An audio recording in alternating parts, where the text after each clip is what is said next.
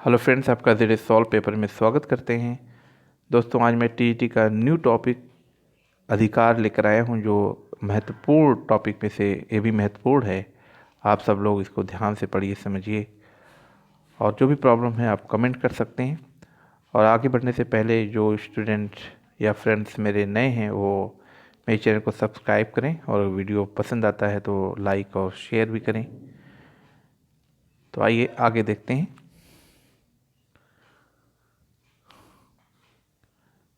जैसा कि आप सब लोग स्क्रीन पर देख रहे हैं, अधिकार तो अधिकार राज्य के अंतर्गत व्यक्ति को प्राप्त होने वाली ऐसी अनुकूल परिस्थितियां और अवसर हैं जिनसे उसे आत्म विकास में सहायता मिलती है। ठीक है, यानी आप कह सकते हैं कि अधिकार किसी भी व्यक्ति को प्राप्त होने वाली ऐसी अनुकूल परिस्थितियां और अवसर हैं जिसे उनके आत्म विकास में सहायता मिलती है। मनुष्य को जीवित रहने के लिए निश्चित रूप से कुछ अधिकार प्राप्त होने चाहिए तथा अपने व्यक्तित्व का सर्वाधिक संभव सीमा तक विकास करने के लिए उनको कुछ विशेष अधिकार प्राप्त होने चाहिए। ठीक, तो अधिकार आप कह सकते हैं कि अधिकार व्यक्ति का दावा है जिसे समाज और राज्य दोनों की मान्यता प्राप्त होती है। यानी अधिकार जो है एक व्यक्ति का दावा है और समाज और राज्य उसे एक्सेप्ट करता है, उसको वैलिड करता है, उसको मान्यता देता है। इस वाक्य में तीन बातें निहित हैं। पहला है, अधिकार व्यक्ति का दावा है किंतु प्रत्येक दावा अधिकार नहीं हो सकता, अतः ऐसा दावा निस्वार्थ भाव से प्रेरित होना चाहिए। दावा तो है लेकिन हर दावा अधिकार नहीं होता है, लेकिन जो दावा किया जाए वो निस्वार्थ भावना से प्रेरित होना चाहिए, है ना। अगर सभी लोग स्वार्थ भावना से सेल्फिश होकर के दावा करेंगे तो हर चीज़ वो अधिकार हो जाएगा। जो चाहेंगे वो अधिकार ही की बात करेंगे कि मेरा अधिकार है। तो इसलिए ऐसा दावा जो है वो निस्वार्थ भाव से प्रेरित होना चाहिए। दूसरा है, व्यक्ति के ऐसे दावे को समाज की मान्यता प्राप्त होनी चाहिए, है ना। यानी कि जो भी दावा किया जाए वो समाज उसको स्वीकार करता हो। ऐसा नहीं है कि वो मनमानी तरीके से, इलीगल तरीके से, जो समाज इसको बुरा मानता है, जो समाज उसको इलीगल समझता है, समाज बिल्कुल उसको मान्यता नहीं देता, तो ऐसे दावे को नहीं करना है, बल्कि ऐसे दावे को सामने लाना है जिसे समाज मान्यता देता है। ठीक है। नंबर 3 है, व्यक्ति के इन दावों को वैधानिक मान्यता प्राप्त होनी चाहिए, यानी लीगल भी होना चाहिए, समाज स्वीकार भी करता हो और लीगल भी होना चाहिए। क्योंकि आप सब लोग जानते हैं कि समाज अलग चीज़ है और राज्य अलग चीज़ है। ठीक है, समाज की सदस्यता अनिवार्य नहीं है, लेकिन राज्य की सदस्यता अनिवार्य है। क्योंकि समाज की सदस्यता ये माना जाता है कि जो जिस समाज में रहता है उसका वो सदस्य होता है। और मैंने राज्य की 4 तत्व को बताया है, उसमें चारों तत्वों को फॉलो करना चाहिए। तो कहने का मतलब, व्यक्ति के इन दावों को वैधानिक मान्यता प्राप्त होनी चाहिए, अतः जब तक राज्य इसे मान्यता प्राप्त नहीं करता तब तक नैतिक घोषणा मात्र होते हैं। यानी कि इसको मान्यता देने वाला राज्य होता है। ठीक है, जैसे कभी सती प्रथा होती थी, तो सती प्रथा होती थी लेकिन बाद में उसको इल्लीगल कहा गया, राज्य ने उसको कैंसिल कर दिया, है ना। वो कानून बना हुआ था लेकिन बाद में सती प्रथा का विरोध होने लगा, सती प्रथा को बैन कर दिया गया। तो इसलिए राज्य ही उसको मान्यता देता है, राज्य ही अधिकार को कैंसिल भी करता है। ये दोनों बातें होती हैं। अधिकार की सृष्टि समाज करता है, न कि राज्य। राज्य केवल उन्हें मान्यता प्रदान करता है। यानी कि अधिकार को समाज बताता है कि अधिकार होना चाहिए, लेकिन कोई ज़रूरी नहीं है कि समाज जो कह दे वही राज्य भी कहे। राज्य उसको कैंसिल भी कर सकता है और स्वीकार भी कर सकता है। जब ज़्यादा लोगों का हित रहता है तो राज्य उसको मान्यता भी दे देता है ना। तब से हम उस अधिकार को फॉलो करने लगते हैं, वो जीवन का एक अंग बन जाता है। नेक्स्ट देते हैं, लास्की के अनुसार अधिकार सामाजिक जीवन की वे परिस्थितियां हैं। ये ध्यान से परिभाषा आप लोग पढ़िएगा, क्योंकि परिभाषा के एक एक वर्ड इम्पॉर्टेंट होते हैं। अधिकार सामाजिक जीवन की वे परिस्थितियां हैं जिनके अभाव में कोई व्यक्ति आत्म विकास की आशा नहीं कर सकता। तो ये लास्की की पहली परिभाषा है। दूसरी परिभाषा बी में है, अधिकारों के बिना स्वतंत्रता संभव नहीं तथा प्रत्येक राज्य को उसके द्वारा संरक्षित अधिकारों से ही जाना जाता है। तो ये लास्की की दोनों परिभाषा है, ए और बी। ठीक है, इसको आप ध्यान से पढ़िए। क्वेश्चन नंबर सेकंड, क्वेश्चन नहीं बल्कि पॉइंट नंबर सेकंड, जो दूसरी परिभाषा है ग्रीन की है। तो ग्रीन कहते हैं कि अधिकार वह शक्ति है जिसकी लोक कल्याण के लिए ही मांग की जाती है तथा इसी के लिए इसे मान्यता दी जाती है। बार्कर ने कहा है कि अधिकार व्यक्तित्व के अधिकतम विकास की आवश्यक बाह्य दशाएं हैं। गिलक्राइस्ट ने कहा कि अधिकार की उत्पत्ति इसी तथ्य से हुई कि मनुष्य एक सामाजिक प्राणी है। बोसांके ने कहा कि अधिकार वह मांग है जिसे समाज स्वीकार करता है और राज्य लागू करता है। ठीक, नेक्स्ट परिभाषा है वाइल्ड की। तो वाइल्ड ने कहा कि अधिकार कुछ विशेष कार्यों को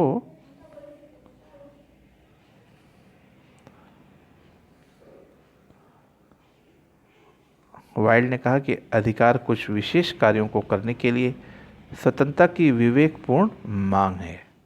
ठीक, और बार्कर ने कहा कि अधिकार न्याय का उस सामान्य व्यवस्था का परिणाम है जिस पर राज्य और उसके कानून निर्धारित हैं। ठीक, जी.डी. रिची ने कहा कि नैतिक अधिकार एक व्यक्ति के दूसरे के प्रति ऐसे दावे हैं जिन्हें समाज ने मान्यता दी है। जब राज्य इन दावों को कानूनी मान्यता दे देता है तब वे कानूनी अधिकार बन जाते हैं। एक बार फिर सुन लीजिए कि जी.डी. रिची ने कहा है कि नैतिक अधिकार एक व्यक्ति के दूसरे के प्रति ऐसे दावे हैं जिन्हें समाज ने मान्यता दे दी है। जब राज्य इन दावों को कानूनी मान्यता दे देता है तब वे कानूनी अधिकार बन जाते हैं।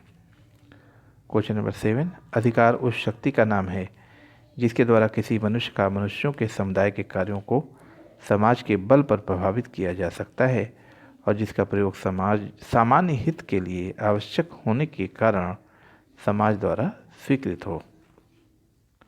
हॉलैंड एक व्यक्ति द्वारा अन्य व्यक्तियों के कार्यों को अपनी शक्ति से नहीं वरन समाज के बल पर प्रभावित करने की क्षमता को अधिकार कहते हैं, ये हॉलैंड ने कहा है।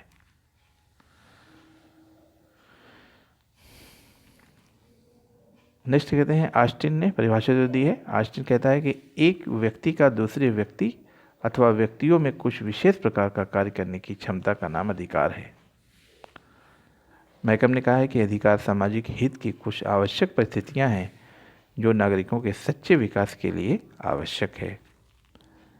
ग्रीन ने कहा है कि अधिकार मनुष्य के आंतरिक विकास की बाह्य अवस्थाएं हैं। यह अत्यंत आवश्यक है कि मनुष्य के कार्य नैतिक दृष्टि से पूर्ण हों।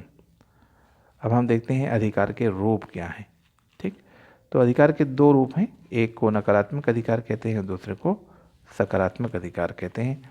तो इसके हम नकारात्मक रूप को देखते हैं कि जब राज्य केवल अधिकारों की घोषणा या व्याख्या करता है ना, तभी वह यह नहीं देखता कि इस अधिकार का जो लाभ है किस वर्ग को पहुंच रहा है, किस वर्ग को नहीं पहुंच रहा है।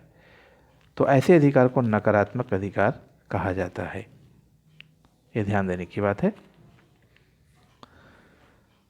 किंतु अधिकारों की घोषणा के बाद राज्य उस वर्ग की सामाजिक, आर्थिक, शैक्षणिक स्थिति को सुधारने के लिए इस उद्देश्य से प्रयास करे कि निम्न वर्ग भी इन अधिकारों का लाभ उठा सके, तो ऐसे अधिकार सकारात्मक अधिकार कहे जाएंगे। ठीक है, तो ये चीज़ ध्यान में रखिएगा कि नकारात्मक और सकारात्मक अधिकार दोनों अलग अलग चीज़ें हैं। पूंजीवादी राज्यों में नकारात्मक अधिकारों पर विशेष बल दिया जाता है। ये ध्यान रखिएगा कि जो पूंजीवादी राज्य हैं उसमें नकारात्मक अधिकार पर विशेष बल दिया जाएगा, जबकि जो साम्यवादी राज्य हैं वहाँ पर सकारात्मक अधिकारों पर ध्यान दिया जाता है, क्योंकि ये निम्न वर्ग पे जैसे मजदूर हैं, गरीब हैं, है ना, श्रमिक वर्ग हैं, इस पर ध्यान दिया जाता है। और जबकि कल्याणकारी जो राज्य है उसमें दोनों ध्यान दिया जाता है, नकारात्मक और सकारात्मक दोनों अधिकारों पर बल दिया जाता है। अब हम देखते हैं अधिकारों के सिद्धांत क्या क्या हैं। तो अधिकार के कई सिद्धांत हैं। प्राकृतिक अधिकारों का सिद्धांत, वैधानिक अधिकारों का सिद्धांत, यह हम देखेंगे। तो प्राकृतिक अधिकारों का सिद्धांत सबसे पुराना सिद्धांत है ना। और इस सिद्धांत के अनुसार प्राकृतिक अधिकार सर्वव्याप्त स्वयं सिद्ध होते हैं। इसके अनुसार मनुष्य को प्रकृति द्वारा कुछ अधिकार प्रदान किए गए हैं। मनुष्य समाज अथवा राज्य की स्थापना के पूर्व ही इन अधिकारों का उपयोग करता है, जिन्हें मनुष्य ने अलग नहीं किया जा सकता, जिन्हें मनुष्य से अलग नहीं किया जा सकता। इसके जो मुख्य समर्थक हैं वो हॉब्स, लॉक, रूसो हैं। 19वीं सदी में हर्बर्ट स्पेंसर भी प्राकृतिक अधिकार के सिद्धांत के समर्थक में माने जाते हैं। और जो प्राकृतिक अधिकार है वह समान स्वतंत्रता के अधिकार को मनुष्यों का एक प्राकृतिक अधिकार मानता है ना।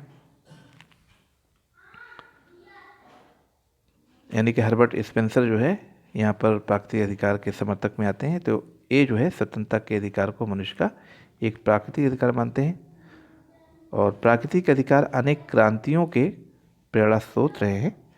जैसे 1776 ईस्वी में अमेरिकी स्वतंत्रता की घोषणा में कहा गया है कि मनुष्य जन्म से समान है और विधाता ने कुछ ऐसे अधिकार दिए हैं जो उनसे छीने नहीं जा सकते। 1789 की क्रांति अधिकारों की फ्रांसीसी घोषणा में स्वतंत्रता, समानता, संपत्ति की सुरक्षा को प्राकृतिक अधिकार माना गया है। ठीक है। 1948 ईस्वी में संयुक्त राष्ट्र की महासभा द्वारा पारित मानव अधिकारों की घोषणा में कहा गया कि सभी मानव जन्म से स्वतंत्रता व प्रतिष्ठा व अधिकारों में समान है। तो प्राकृतिक अधिकारों की आलोचना भी की जाती है। आलोचना में आप कह सकते हैं कि प्राकृतिक अधिकार के सिद्धांत की आलोचना बर्ग, ऑस्टिन, ग्रीन ने की है। बेंथम ने प्राकृतिक अधिकार के सिद्धांत को अलंकारिक बकवास की संज्ञा दी है। राज्य से पूर्व मानव अधिकार उपलब्ध नहीं हो सकते। अधिकारों का जन्म एक सुव्यवस्थित सामाजिक व्यवस्था में होता है। ठीक है। अब हम दूसरा देखते हैं वैधानिक अधिकारों का सिद्धांत। इस सिद्धांत के अनुसार अधिकार राज्य की सृष्टि है, अतः राज्य नहीं तो अधिकार नहीं। यानी जो वैधानिक अधिकार है उसकी जो सृष्टि है वो राज्य करता है। अगर राज्य नहीं होगा तो अधिकार नहीं होगा। इसके अनुसार राज्य की स्थापना से पूर्व अधिकार कल्पनीय है। सभी अधिकार देशकाल के कानूनों से बंधे होते हैं। ठीक है। जब तक राज्य किसी अधिकार को मान्यता नहीं देता तब तक उसे किसी भी अर्थ में अधिकार नहीं कहा जा सकता। बोदा, बेंथम, ऑस्टिन इस सिद्धांत के मुख्य प्रवर्तक हैं। याद रखिएगा, ये जो बोदा, बेंथम, ऑस्टिन है ये वैधानिक अधिकारों के सिद्धांत के समर्थक माने जाते हैं। बेंथम ने कहा है कि उचित अर्थ में अधिकार उचित अर्थ में विधि की ही कृति है। अब इसकी भी आलोचना देख लेते हैं। यह सिद्धांत जीवन में परंपराओं और प्रथाओं के महत्व को स्वीकार नहीं करता है ना। और कानून अधिकारों का जन्मदाता है, यह कहना राज्य को सर्वशक्तिमान बनाता है। ठीक। अब हम देखेंगे ऐतिहासिक सिद्धांत। तीसरा जो ऐतिहासिक सिद्धांत है, इस सिद्धांत के मुख्य प्रवर्तक मैकाइवर, एडमंड बर्क। ठीक है। मैकाइवर हैं, एडमंड बर्क हैं। और इस सिद्धांत के अनुसार जो अधिकार है वो इतिहास की देन है। जब रीति रिवाज व रूढ़ियाँ स्थिर हो जाते हैं तब अधिकारों का जन्म होता है। यह सिद्धांत अधिकारों की उत्पत्ति में लंबे समय के तत्व पर विशेष बल देता है। मैकाइवर के अनुसार कानून युगों पुरानी परंपरा का ही मूर्त रूप है। बर्क जो एक रूढ़वादी विचारक है, और बर्क ने फ्रांसीसी क्रांति 1789 की आलोचना की थी, जो संस्थाओं की सुव्यवस्थित व्यवस्था को जड़ से उखाड़ कर उसके स्थान पर नई व्यवस्था स्थापित करना चाहती थी। इसीलिए बर्क ने उसका विरोध किया था। फ्रांसीसी क्रांति 1789 की आलोचना की थी बर्क ने, है ना। अब आलोचना आप कर सकते हैं ऐतिहासिक सिद्धांत का। ऐतिहासिक सिद्धांत की आलोचना में आप कह सकते हैं या कहना सही है कि लंबे समय की स्थिति शक्ति से अधिकारों का जन्म होता है, परंतु केवल उनके लंबे समय के पालन के तत्व के कारण ही अधिकार अस्थायी नहीं हो पाते। यदि ऐसा होता तो सती प्रथा और दास प्रथा आज भी भारतीय समाज में प्रचलित होती। ठीक है। जो सही है वही होना चाहिए, ऐसा नहीं है जो गलत चीज़ें हैं, है ना। जैसे सती प्रथा, दास प्रथा, ये सब कानून थे, ये सब प्रथाएं थी, वो बहुत पहले से आ रहा है। ऐसा नहीं है उसको आगे भी प्रचलित किया जाता। तो इसलिए उसको कैंसिल कर दिएगा, चूँकि ये हित में नहीं थे। लिख देते हैं कि समय के परिवर्तन के साथ साथ सामाजिक जीवन की शैली भी परिवर्तित होती है। हॉकिंग ने कहा है कि इतिहास की उपेक्षा नहीं की जा सकती, परंतु केवल इतिहास पर निर्भर भी नहीं रहा जा सकता। बिल्कुल सही बात है हॉकिंग की कि इतिहास की उपेक्षा नहीं की जा सकती, लेकिन इतिहास पर निर्भर भी नहीं रहा जा सकता। तो अधिकारों का नेक्स्ट सिद्धांत देखते हैं, अधिकारों का समाज कल्याण का सिद्धांत। इसके मुख्य प्रवर्तक हैं बेंथम, जेएस मिल, चाफी, रास्कापाउंड। इस सिद्धांत के अनुसार अधिकार ऐसी दशाएं हैं जो सामाजिक कल्याण के लिए आवश्यक हैं। अधिकारों का उद्भव समाज से होता है, अतः जो कुछ समाज के लिए उपयोगी हो उसे अधिकार मानना चाहिए। चाफी के अनुसार कानून, परंपराएं और प्राकृतिक अधिकार सभी सामाजिक उपयोगिता के तत्व पर आधारित होनी चाहिए। बेंथ व मिल कहते हैं, बेंथ और मिल क्या कहते हैं कि अधिकतम लोगों का अधिकतम सुख। ठीक, बेंथम और मिल कहते हैं कि अधिकतम लोगों का अधिकतम सुख ही सारी अधिकार व्यवस्था का आधार होना चाहिए। अब इसकी आलोचना भी की जा सकती है कि इस सिद्धांत का आधार सामाजिक कल्याण है, जो इतना अस्पष्ट है कि इसे कोई निश्चित रूप से नहीं दिया जा सकता, निश्चित रूप नहीं दिया जा सकता, क्लियर नहीं है कि इसका क्या मतलब है कि समाज कल्याण या सर्वहित की परिभाषा शासक वर्ग या समाज का कोई विशेष वर्ग अपने स्वार्थ के अनुसार देने का प्रयास कर सकता है। और नेक्स्ट सिद्धांत है अधिकारों का आदर्शवादी सिद्धांत।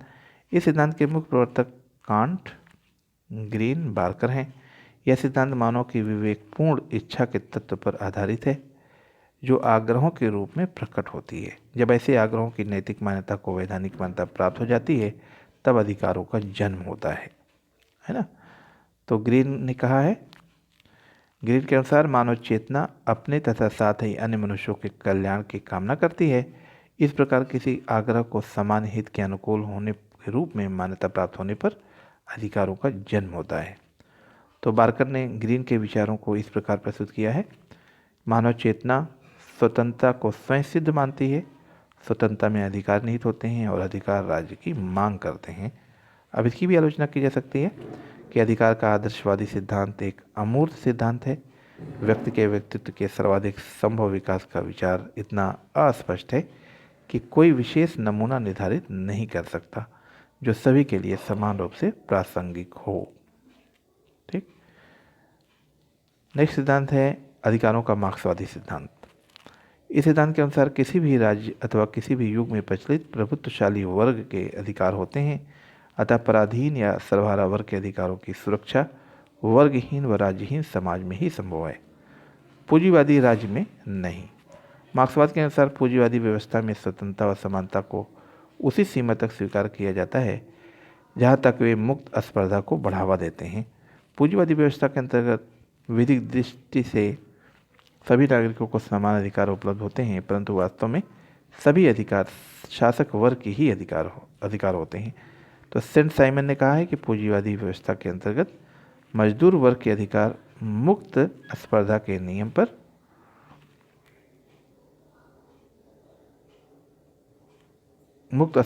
नियम पर आधारित होते हैं, है ना, आधारित होते हैं। अर्थात हर कोई अपनी अपनी क्षमता के अनुसार कार्य करेगा और अपने अपने कार्य के अनुसार प्राप्त करेगा।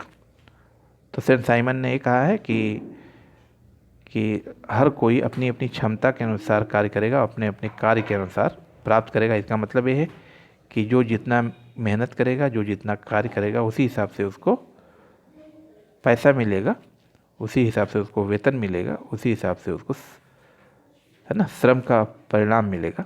इस सेंट साइमन का कथन है कि पूंजीवादी में ऐसी विचारधारा है, किंतु मार्क्सवाद में इसका उल्टा है। मार्क्सवाद के अनुसार कि जब सर्वहारा की क्रांति सफल हो जाती है, तब वर्गहीन व राज्यहीन समाज स्थापित हो जाएगा, यानी कोई वर्ग नहीं रहेगा, ना तो कोई राज्य होगा। तब मार्क्स का अंतिम उद्देश्य होगा, तो साम्यवाद के अंतर्गत उत्पादन की शक्तियाँ समाज के नियंत्रण में आ जाती हैं। तो लुई ब्लैंक ने कहा है कि समाज के अंतर्गत व्यक्तियों के अधिकार इस सूत्र पर आधारित होंगे कि हर कोई अपनी अपनी क्षमता के अनुसार कार्य करेगा और जितनी उसकी आवश्यकता होगी उसी हिसाब से आवश्यकता के अनुसार वो प्राप्त करेगा। ठीक है, तो आवश्यकता के अनुसार वो प्राप्त करेगा। लेकिन पूंजीवादी में सेंट साइमन के अनुसार क्या होगा कि कार्य के अनुसार प्राप्त करेगा, और मार्क्सवाद में राज्यहीन वर्गहीन होने पर लुई ब्लैंक के अनुसार वो आवश्यकता के अनुसार प्राप्त करेगा। ये दोनों में फ़र्क है। कोटेशन सेंट साइमन और लुई ब्लैंक का आता है। तो साम्यवादी की स्थापना के पश्चात निश्चित रूप से सभी व्यक्तियों को सामाजिक और आर्थिक अधिकार प्राप्त हो जाते हैं, किंतु वाक और अभिव्यक्ति की स्वतंत्रता का सीमित अधिकार प्राप्त होता है, यानी लिमिटेड राइट मिलते हैं। वर्गहीन व राज्यहीन समाज एक अब आप इसकी आलोचना देख सकते हैं कि वर्गहीन और राज्यहीन समाज एक काल्पनिक समाज जैसा है जिसकी स्थापना इस धरती पर संभव नहीं है ना। अब देखेंगे अधिकारों के लास्की का सिद्धांत। तो अधिकारों से संबंधित लास्की का अलग सिद्धांत है।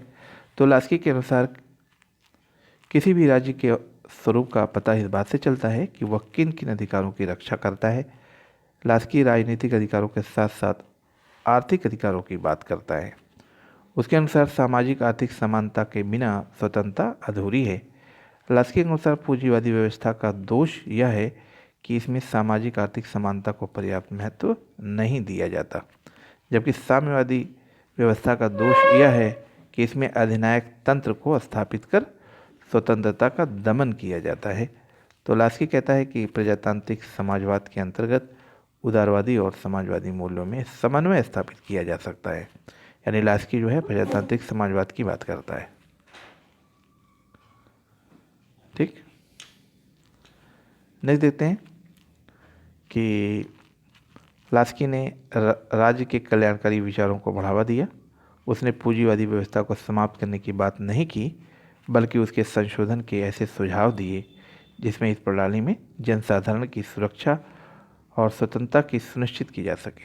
यानी जनसाधारण की सुरक्षा और स्वतंत्रता सुनिश्चित की जा सके। तो लास्की ने अपनी विचारधारा में इम्पॉर्टेंट बातें बताई है। अब हम देखेंगे कि अधिकारों का वर्गीकरण क्या है, कि कौन कौन से अधिकार किस किस कैटेगरी में आते हैं। इसका श्रेणीबद्ध से एक लिस्ट बनाई गई है। आप लोग इसको 3 पार्ट में देखेंगे। पहला है सामाजिक या नागरिक अधिकार। कभी कभी कोई अधिकार दे देता है तो उसमें पूछा जाता है कौन सा अधिकार है, तो इसको ध्यान से देखिए। अगर क्वेश्चन आता है कि सामाजिक या नागरिक अधिकार में कौन कौन से अधिकार आते हैं, तो व्यक्तिगत स्वतंत्रता का अधिकार, सुरक्षा का अधिकार, संपत्ति का अधिकार,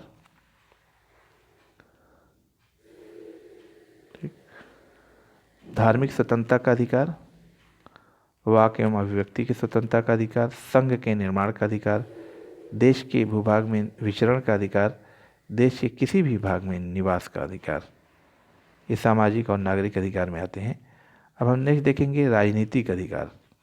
तो राजनीतिक अधिकार में कौन कौन से अधिकार हैं।